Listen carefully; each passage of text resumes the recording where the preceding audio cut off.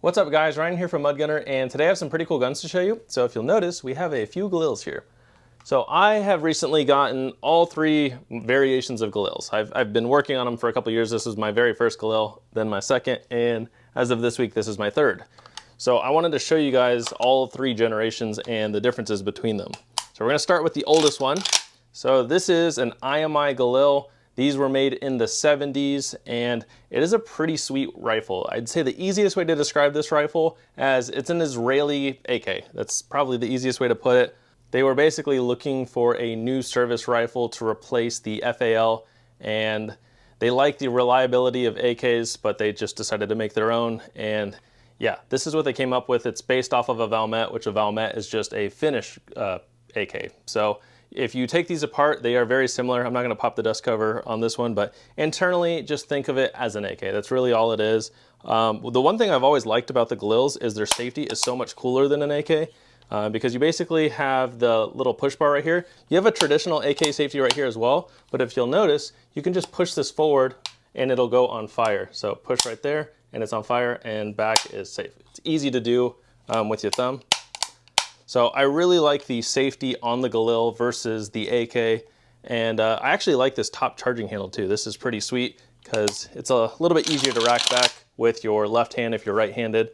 I guess the only downside is if you're trying to rack it with your right hand, I probably prefer just the straight out the side charging handle, but left-handed, it's actually much nicer. So this one's really cool. This would be considered the Galil ARM or ARM. I don't know the exact abbreviation what it stands for, but it has an 18-inch barrel and a built-in bipod. It's also got a bottle opener on the side right here, which is pretty cool. I don't have any bottles to open for you guys, but yeah, this is an 18-inch 5.56. We also got a carry handle, and it's got a side folding stock. So there's a lot of thought that went into this, and honestly, it's a super sick rifle. I've only shot this one a couple times, but I will shoot all three of these on video for you at some point. But I just wanted to show you guys them because, again, I just acquired this one this week, and we'll get into that one. But this is a beautiful rifle. Unfortunately, they've gotten a lot more expensive and hard to get. I bought this at a time when they were kind of pricey, but I've seen prices just continue to go up. So again, this was made by IMI, but now it's IWI, so I think it's Israeli Military Industries to Israeli Weapon Industries. I don't know at what point that changed, but just think of IMI and IWI as like a creator of a lot of cool guns, because the old guns, you figure you have the Galil, you have the Desert Eagle, which is now owned by Carr, Magnum Research, stuff like that. But there's old IMI Desert Eagles and 50 cal and 357. You have the Uzi, which is very sweet as well. And I like that IWI still tries to modernize all these guns, especially with the Galils. I don't care about the modern Uzis as much, but I haven't shot one, so I can't say much to that. But the old school guns are cool, and honestly, the new school guns are very cool as well. So we'll kind of wrap it up with that, but this is a 5.56 Galil. They did make them in 7.62 by 39 and in 308. I don't have any experience with those. I really just have experience with this one, and they had a few different variations, but I do really like this one. Another cool way to get one of these without spending a ton of money is the ATI ones, the Galeo. I've actually shot those. I mean, not for many rounds. I've shot them a few times here and there, but they're honestly a pretty cool rifle that really looks the part. So if you're looking to, have this look without having to spend a crap ton of money for it right now, honestly, the ATI Galeo is a pretty cool gun. So again, those were made in the 70s, and then in, I think about 2008, IWI came out with the Galil Ace SAR. So this would be that. It's basically a Gen 1 Galil. I mean, that's the old school Gen 1 Galil, but now we're talking Gen 1 and Gen 2. So these are super sweet.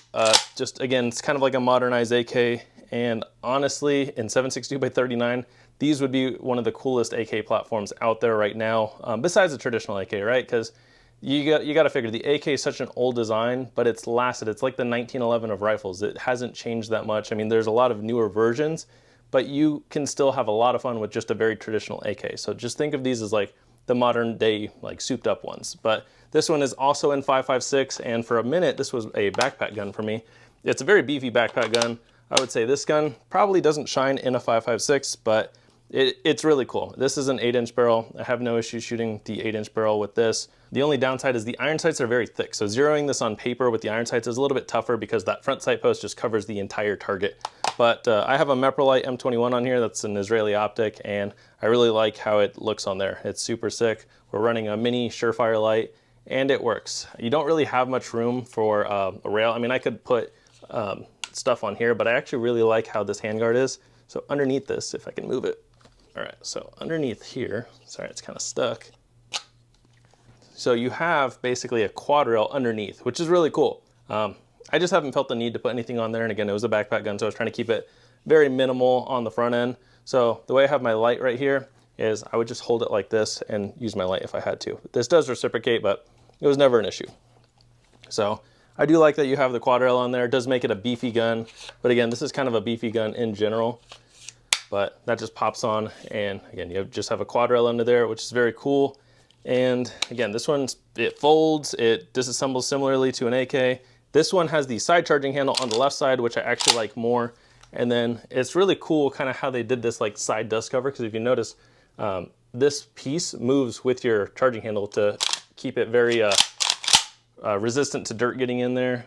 And again, very cool design. I've shot this one for a little bit now. I've had it for, I think, a couple years, and it's just been a cool gun. It's not like my main squeeze, but it is a lot of fun, and I enjoy having it. Again, this is the 8.3-inch barrel.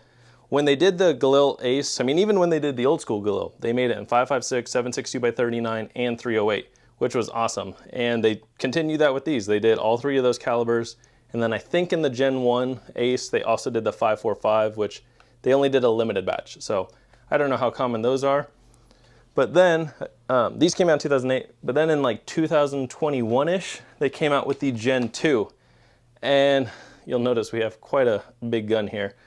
My plan with this, and I haven't shot this gun yet, because again, I just got it this week, is I wanted to do a Galil RPK. So if you don't know what an RPK is, just think big AK. It's kind of like a saw, if that makes sense. It's normally drum fed. It's not belt fed. That would be the RPD instead of an RPK. But an RPK is a big boy AK. And I thought it'd be kind of cool to build an RPK out of a Galil, because I already have a lot of AKs. I don't need just another 16-inch, just super fast gun.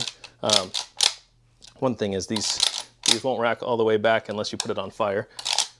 I didn't need another just fast 7.62x39. And by fast, I mean like lightweight, you know, red dot, just not much on there. So I was like, you know what? We should turn this into an RPK, because it's not something you really see.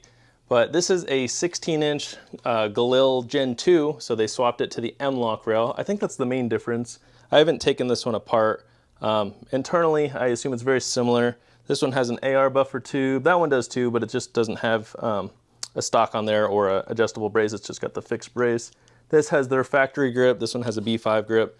This one has an ALG trigger, which is extremely light. And yeah, it's extremely light. I can't wait to shoot this. We got a Surefire muzzle brake on here. And then again, for RPK fashion, I figured it needs a bipod. So right now I have an Atlas bipod on here. I don't know if this is gonna stay on there. Basically, I have to have it all the way out in order for it to stand up on the bipod. It basically hits right here and on the front legs, because otherwise your drum just hits the ground. But yeah, we did an Atlas bipod. We have a vertical grip.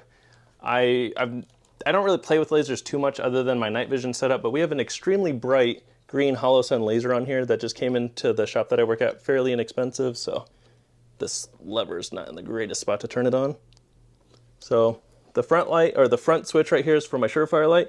The back light is for this hollow sun laser. So this thing is pretty bright, but I have a feeling if I just pushed on that laser and the target's relatively close, you should be able to just dump this drum really fast. This is a Romanian drum. But we got a Troy sling on here, and oh, we also have a Holosun 403C green. So green dot, green laser, Surefire light. It might be a little gimmicky, but honestly, I think it's gonna function pretty well. So I'm excited to shoot it. And I even have a suppressor that we could throw in here, so I might try that. But yeah, I just wanted to show you guys these. Let me know your thoughts on this wannabe RPK build. Again, I know it can probably be a little gimmicky, but I just see this as a fun gun for me as of right now. But I think it has a lot of potential, and honestly, if it sucks, I'll build it into something else. But as of right now, I'm digging this. We also have the Surefire dual pressure pad on here. So yeah, I'm excited to shoot this. But on a side note, I've always thought the Galil is, again, a souped up AK.